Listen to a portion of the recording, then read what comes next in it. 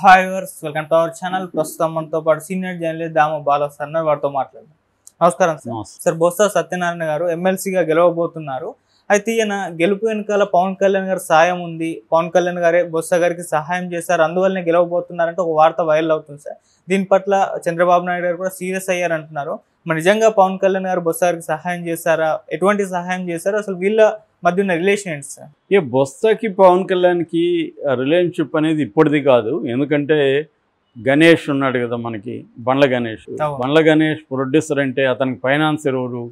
ఒకప్పుడు బొత్స డబ్బుల్ని ఇతను ఆర్గనైజ్ చేసేవాడు. ఆ రకంగా బండ్ల గణేష్ పవన్ కళ్యాణ్తో సినిమాలు చేసినప్పుడు దాని వెనక బొత్స ఉన్నాడని పవన్కి తెలియకుండా ఉంటుందా?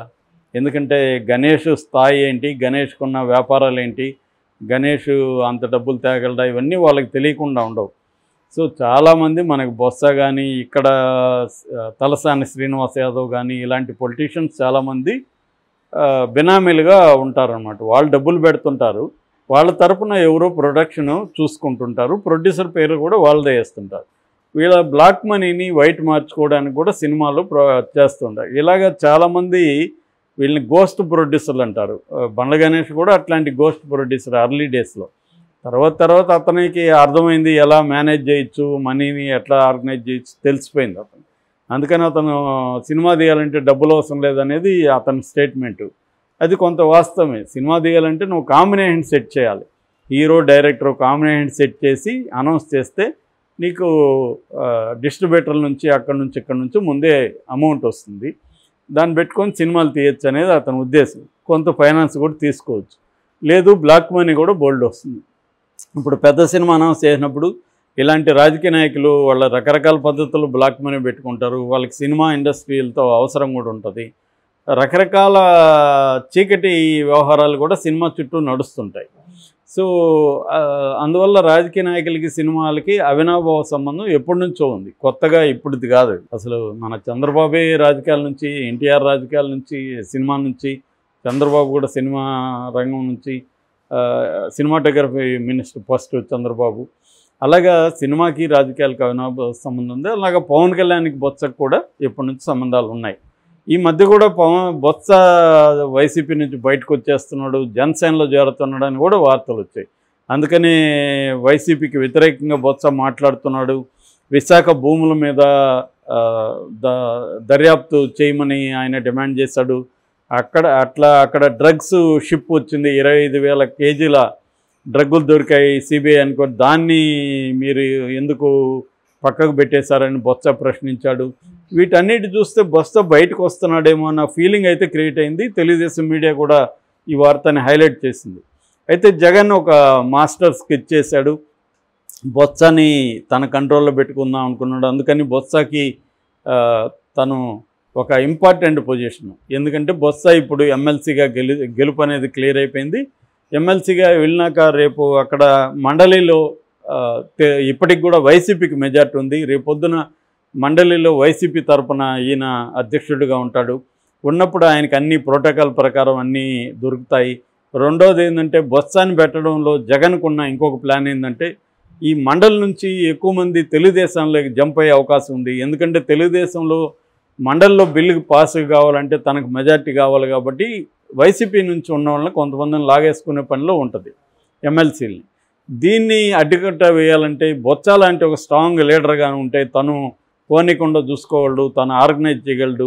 అట్లాగే ఎమ్మెల్సీ దీంట్లో లెజిస్లేటివ్ కౌన్సిల్లో చాలా స్ట్రాంగ్గా కూడా గట్టిగా మాట్లాడగలదు అని అన్నీ ఆలోచించి స్ట్రాటజిక్గా జగన్ పెట్టాడు. దాన్ని గెలిపించుకోవడానికి కూడా ప్లాన్ చేశాడు. అయితే తెలుగుదేశం చివరి మినిట్ వరకు కూడా బాబ్జీ అని, ఇంకా దిలీప్ చక్రవర్తి, రకరకాల పేర్లు బయటకు వచ్చాయి. సడన్గా తెలుగుదేశం లాస్ట్ మినిట్లో విత్డ్రా చేసుకుంది. ఈరోజు నామినేషన్ అనగా రేపు నామినేషన్ అనగా ఈరోజు ఈవినింగ్ విత్డ్రా చేసుకుంది. ఎందుకు ఇది జరిగింది? మామూలుగా చంద్రబాబు ఏ అవకాశాన్ని వదలడు, మనకు తెలుసు. ఆల్రెడీ అనేక దృష్టాంతాలు మనం చూసాం. ఆయనకు బలమున్నా లేకపోయినా మ్యానిపులేట్ చేసి వాళ్ళని కొనేసో నయానా భయాన్ని చేసో ఏదో ఒకటి చేసి ఆయన ట్రై చేస్తాడు. వివేకానంద రెడ్డిని ఓడించలేదా, అలాగా ఆ మధ్య శ్రీదేవిని కొనలేదా, ఇక్కడ డబ్బులు ఇవ్వలేదా, ఓటుకు నోటు కేసు, ఇవన్నీ చంద్రబాబు ఎప్పటి నుంచో చేస్తాడు. ఆయనకేమీ హుందా పాలిటిక్స్ చేయాలనేది చంద్రబాబుకి ఏముండదు. గెలుపు ఓటమి అనేది ఆయనకి ఇంపార్టెంట్. ఆయనకే కాదు, ఇవాళ ఏ రాజకీయ నాయకుడికైనా ఎవరికి హుందా పాలిటిక్స్ అనేది లేదు. ఆ పదమే బూత్ పదం.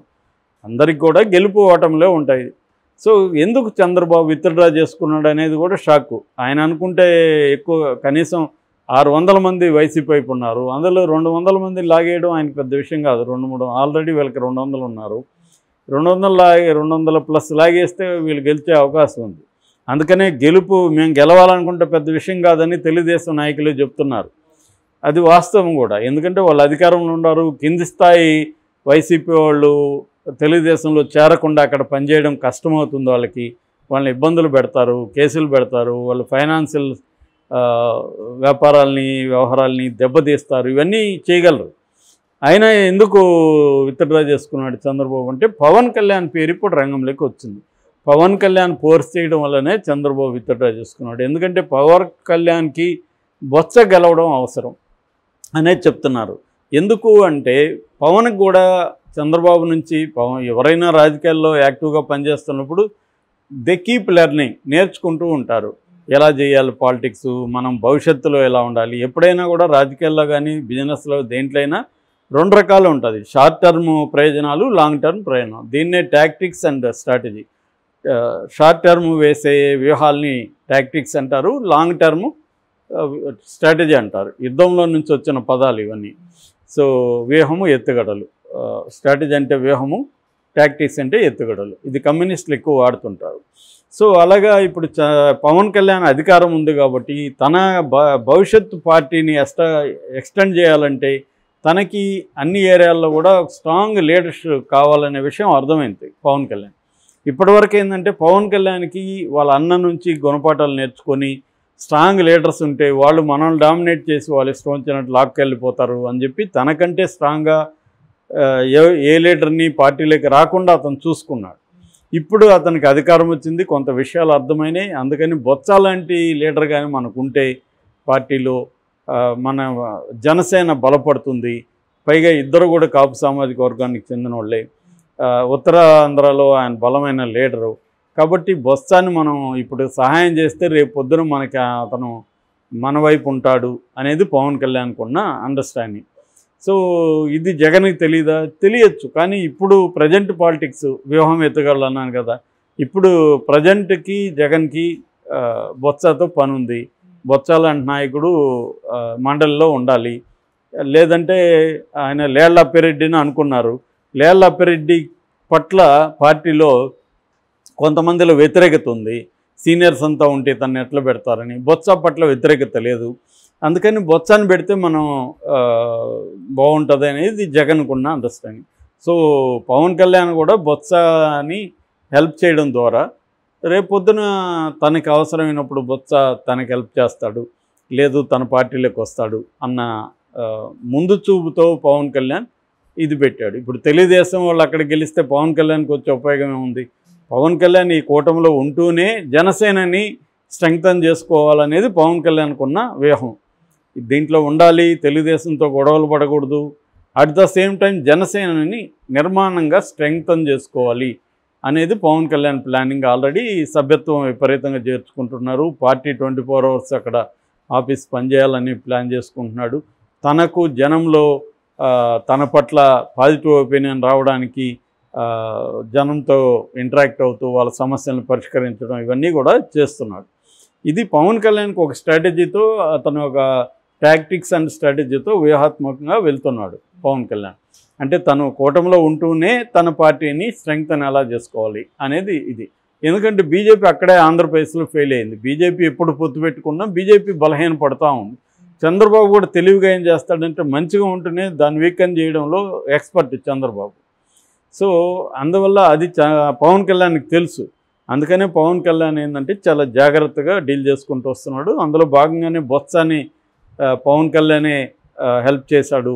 చాలామంది జగన్ వ్యూహాల వల్లే గెలుస్తున్నాడు అనుకుంటున్నారు, కానీ పవన్ కళ్యాణ్ కూడా అటుపక్క ఆపగలిగాడు, లేకపోతే చంద్రబాబు ఆగేవాడు కాదు అన్న ఒక వాదన తెలుగుదేశం వర్గాల నుంచే వినిపిస్తుంది.